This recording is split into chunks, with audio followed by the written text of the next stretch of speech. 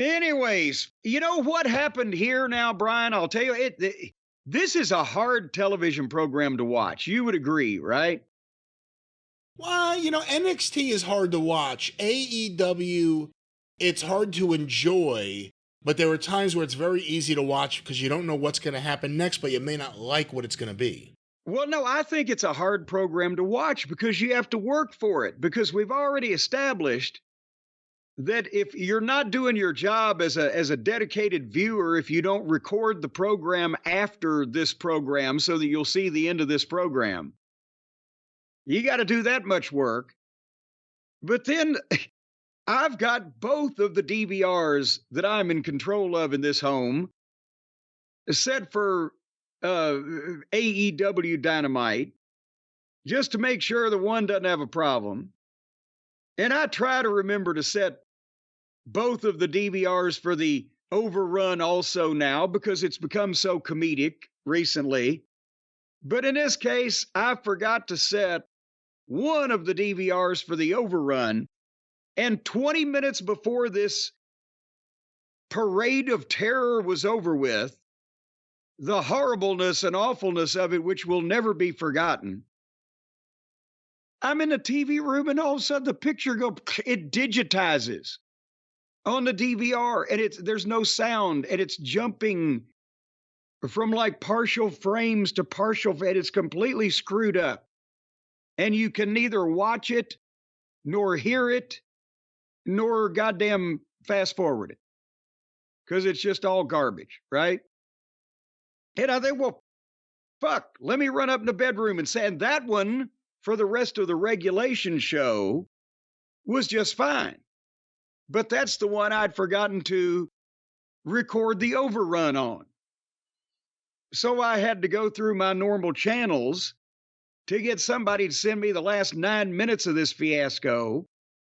And I had to watch this one television program in 3 different locations. It's hard to watch, Brian. Are you still there? I'm here. Quite literally hard to watch. Easy to hear what you're saying. Apparently, are you still there? Oh, there you go. Yes, apparently you just weren't too interested in the trials and travails and tribulations that I had trying to do my job here as a broadcaster. And I'm trying to do my job. I care about the listeners. I'm trying to stay on mute while these fucking guys do whatever the fuck they're doing forever out there. Okay, forever with these leaves. I'll just be doing a filibuster over here for the next hour and 45 minutes or however long it takes them to fucking manicure your grounds, and then you'll pipe in with "see you next week," Boyd Pierce. That's what Punk calls it when he punches one of the guys like Jack Perry. He filibusters. Thank you, ladies and gentlemen. I'll be here all week. Me and the gang out here cleaning the leaves. You know what? If he started doing the Superman punch and calling it the filibuster. The filibuster. Anyway, so what happened from this point on in this program? I'm sorry, I'm slapping and rubbing my face trying to stay awake just thinking about it.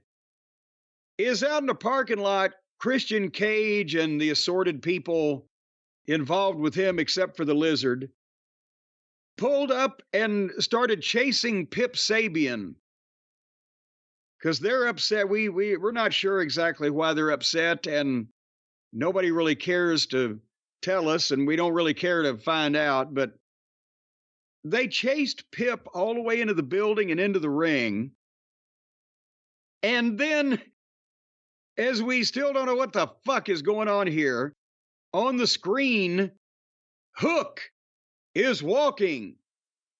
And he comes out and walks the ring. Apparently, Hook's been chasing out of was he chasing Pip or was he chasing Christian and Christian was chasing Pip? What's going on here? Well, Hook was technically just chasing whoever hurt his dad, and he interacted with Christian, remember, a couple weeks ago, and kind of took him off the list, but he wouldn't snitch that Kip was there. But in this segment, they intimated that he was actually convinced that it was Christian who did the attack. Oh, God damn it. They should have had Hook be the attacker, make him interesting.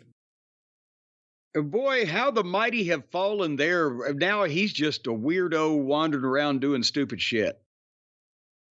But anyway, he hit the ring and he suplexed Nick Plain and he grabbed Christian, and Kip Sabian nut-shotted Hook from behind. And Cage then told Pip that he would deal with him later. And then he had Nick Plain give Hook the Cody cutter. And then Christian was going to try to give Hook his finish, whatever they call it these days, the former unprettier, on the metal clipboard he has with the contract, but they couldn't get the thing in the right place, and the guy kicked it with his foot, and then he fucking got over it again and finally did it, and then everybody left. And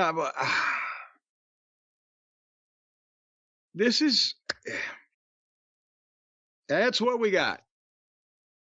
Should I move on, or are they still mulching leaves up there? And why am I yelling? Can you hear me over the goddamn deal? I hear you. Can you hear that?